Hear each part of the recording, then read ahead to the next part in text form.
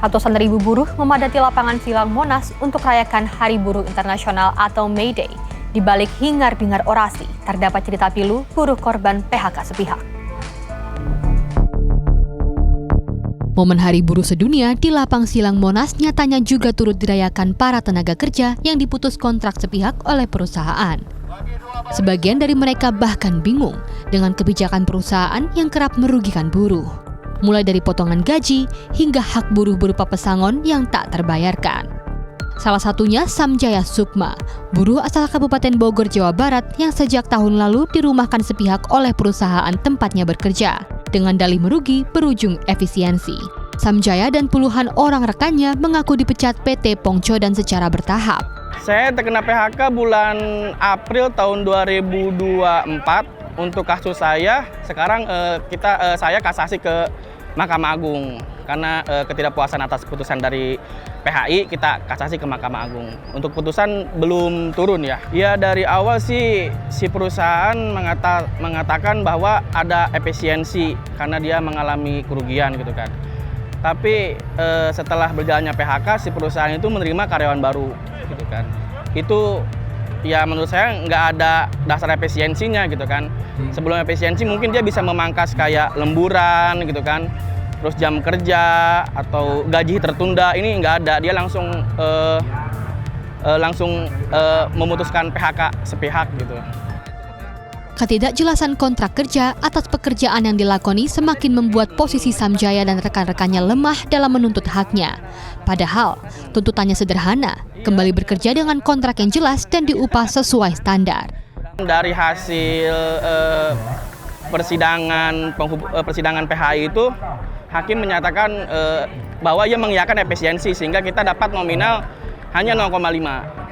Setengahnya harusnya kan satu pasal, jadi cuma mendapatkan 0,5.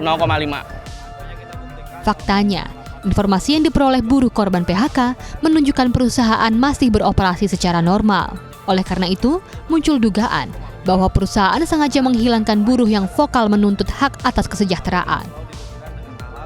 Di Pongkodan itu nggak ada kesenjangannya, nggak ada bang. Jadi kayak upah di bawah UMK, hak cuti nggak dikasih, terus masa kerja yang nggak jelas gitu kan. Kita nuntut itu aja gitu kan. Makanya kita mendirikan serikat di situ agar kesenjangannya rata untuk semua buruh yang ada di PT Pongkodan Indonesia itu. Kini hanya tersisa 35 orang dari 105 pekerja yang tergabung PPMI 98 di perusahaan tempat Samjaya bekerja. Samjaya hanya contoh kecil dari ratusan bahkan ribuan kasus yang menimpa buruh di Bumi Pertiwi. Cerita miris lainnya juga dibawa masa aksi busu PT Metaplas Citra Cemerlang. Belasan massa membawa spanduk bertuliskan korban PHK sepihak. Alih-alih memberikan pesangon atas pemutusan hubungan kerja yang dilakukan, perusahaan justru meminta dirinya dan rekan-rekan menandatangani surat pengunduran diri. Kami korban PHK sepihak ya, oleh perusahaan yang dimana tuntutan kami tidak banyak-banyak, istilahnya hak kami dipenuhin gitu kan. Jadi sesuai aturan gitu kan. Sebelumnya sebelum libur Lebaran itu kami malah ditawarkannya resign gitu kan, surat pengunduran diri istilahnya, biar gaji sama THR itu bisa cair. Tapi sebelum libur Lebaran kita nego sama perusahaan dan alhamdulillah THR dan gaji itu udah dibayarkan. Tapi setelah semenjak libur Lebaran kita masuk, tahu-tahu kita suruh keluar, nggak boleh masuk kerja gitu kan. Untung tak dapat diraih, malang tak dapat ditolak. Pasca merayakan Hari Idul Fitri, Imam dan belasan orang lainnya justru tidak diizinkan bekerja atau memasuki lingkungan perusahaan. Padahal para buruh belum mendapatkan seluruh hak yang disepakati. Bukan hanya dihadiri laki-laki, buruh perempuan yang hadir menyuarakan aspirasinya juga tak kalah jumlahnya.